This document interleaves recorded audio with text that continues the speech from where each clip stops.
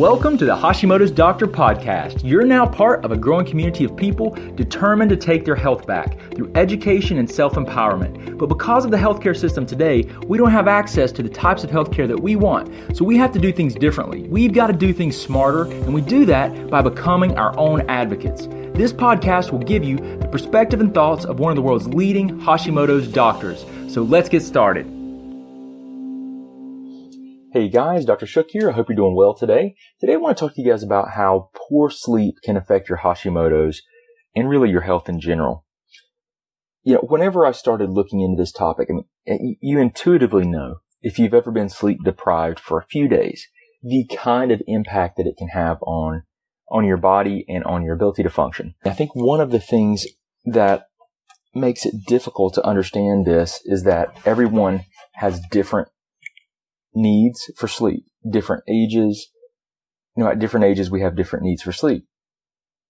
So the thing is that we know that lack of sleep is very detrimental in that it causes, what research has shown is that it causes at least 700 genes to change their expression and become more, basically, what we believe is that it promotes, really worse health. I mean, to be very, very simple and plain, it promotes worse health. It promotes inflammation is what it really does. The biggest problem that it creates. These 700 genes, when they change their expression, they promote more of an inflammatory state in the body. And really, the research that was done, they looked at it and they said that people that really slept less than 6 hours a night for 1 week, it causes this change in genetic expression of some 700 genes. And this is really not a good thing at all, because these were genes that affected the stress regulatory functions of our body and our ability to fight disease processes. So definitely not a good thing. Now, they were also connected to the genes. These genes were connected to inflammatory processes and aging. So we know that brain health, it's critical for the brain so that it can repair. It's critical for every function of the body, guys. If you really want to be healthy, you have to prioritize sleep. One thing that I also found that was really interesting to me was that this, in particular, the most susceptible age ranges were people were really young adults and teenagers between 14 years of age and 24. This was the most sleep-deprived group, according to this study. And basically, one of the things that was, you know, and you can say what you will, everyone has different beliefs about this. A lot of your beliefs about, you know, what time of day you should get started kind of tie back into maybe how you were raised or things that you've read. But, you know, a lot of people have heard sayings like the early bird gets the worm and things like that. And, you know, so then they attribute that as they think that's the truth, you know, that's the only way. And the fact is that, you know, it's fine for some people to get up early. But when you're looking at these younger populations, and some people in general that have autoimmunity and poor health, they function much better if they get up later, like significantly later, because it's more in tune with their biological rhythms, okay, their sleep cycles. So one of the things that I want to point out was a research study that was done, and basically what the researchers found was they said that, you know, elementary school kids should start school at like 8:30, high school kids at 10 a.m., and the university classes should start at 11 a.m. That's right, because remember I said 14 to 24, right, were the main ranges that they found were problematic. So when they accounted for biological rhythms and the needs of these people within this age range, that's what they found. And you know what? Having gone through, you know, being beyond 44, I'm in my 40s now. When I look at this, that makes sense to me. It makes perfect sense to me, especially when you're a teen and your body's changing and developing so much. And we know that, you know, the adult male brain does not really fully develop until they're about 27. And this is just a critical time of development for young adults and teenagers. And you should listen to your body. You should listen to your body. I absolutely agree and believe that people have different needs for sleep. And this makes perfect sense. So I want you to understand that some of your beliefs about sleep you should question them. You might not want to, just because someone told you that you needed to get up early or that you needed, now granted, if you have responsibilities, you have responsibilities. If you needed to find a different job, well, that's something altogether different, but my point is that to be healthy, we really need to prioritize sleep.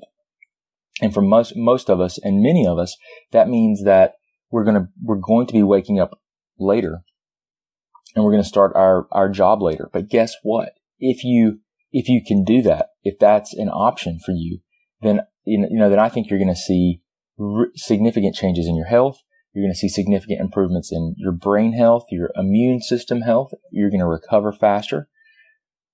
But it's not convenient. It doesn't necessarily fit right in with the American schedule, the typical American schedule. So you kind of have to look at your life and you have to decide what's important, guys. And if you know that sleep is a problem for you and that you feel better when you wake up at 9 a.m. in the morning and you sleep 10 hours a day, well, that's perfectly fine. There's nothing wrong with that. But you have to have a lifestyle that will accommodate that. So sometimes you have to try and adapt, right? So it's really important though. Sleep is critical, absolutely critical. Some people have problems with good quality sleep. And that comes back to a lot of different factors. I mean, tons of different factors from hormones to blood sugar to brain-based issues. People are watching TVs and looking at their phones late at night, and you really should not be on your phones or a computer screen or TV after 6. What's going to happen is that the blue light from the TV is going to signal to your brain that the sun is up, that the sun is up. And biologically, that's not good because it will suppress melatonin, and melatonin is going to help you fall asleep. So you can't do that. You shouldn't do that. Some people, find that when they wear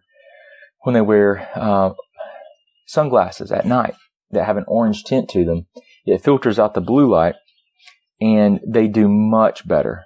There's a study that showed, what was it? It was a Swiss study of teen boys showed that they felt significantly more sleepy whenever they wore these glasses that were, they filtered the light, right? So they had either an orange or a red tint to them, and that filters out the blue light, and they felt more sleepy after 1 week of doing that.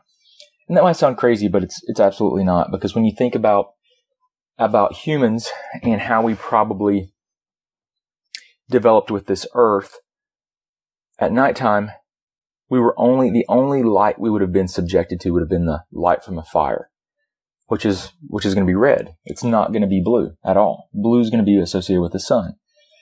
And so that's more, that influences our biological rhythms. So wearing those sunglasses would help to mimic more of the light from a fire. So I want to share that with you guys because I think this is really important. If you're using your phones, a lot of phones have these blue light filters. There's one called Flux, F.LUX you can download.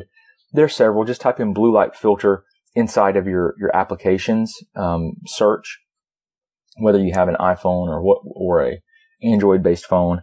Just type in, blue light filter for the phone and you'll find one. And there are a lot of them that are free. And I like to set mine with sun up and sundown. So it starts filtering the blue light as soon as the sun is going down. Because I think that's when our biological rhythms are really set. More in tune with sun up and sundown. So that's one thing that's a really neat thing that you can do. One other thing about sleep. I've been using this application, and it is called Sleep Cycle. It's like a little orange icon with a white clock. It's pretty amazing. There's a lot of different ways you can biohack your sleep and see what you're doing and figure out a lot about your sleep. But what you can do with this application is you turn it on, you put your phone in airplane mode. Do not sleep with your phone by your bedside or in your bed with you if it's not in airplane mode. Please do not do that. The EMFs put off of it are tremendous, and you do not want to subject your body to that. So what you want to do is you basically put your phone in airplane mode, you turn on this application, you put it in your bed, typically like under the top sheet, right? That's between you and the mattress. You put it right there in the corner of the bed near you, face down. And what it does is, with this application open, you tell it when you want it to wake you up, and it wakes you up within about a 30-minute window of your time frame, right? So it works fine. It works well for me. Your body and your brain, you go through 90-minute sleep cycles. This application's tracking your rhythm of your sleep and wake cycles. And it's doing that by listening with the microphone, and it's also measuring movement. So it's really pretty cool. It's been tracking mine, and it looks pretty good. I mean, it looks like it's tracking my sleep wake cycles in 90 minutes. You can tell like light sleep, deep sleep, light sleep, deep sleep. And then it wakes you up at the top of one of those cycles, which is where you want to be. That's where you want to wake up. That's when you're going to be more awake, more alert.